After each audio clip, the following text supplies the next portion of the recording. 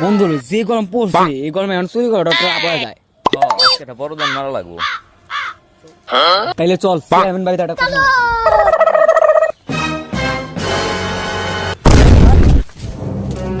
আহো বাতিজা আহো, দেখছো তোমার লাই কত বড় ফুকনিটা রাইখা দিছে, আর এইটা তোমার পাতাটা ঢুকাই দেবো।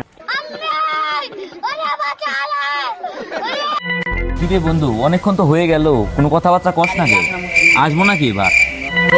আইসা দেখ বেটা শালা, আয় আয় আইসা দেখ।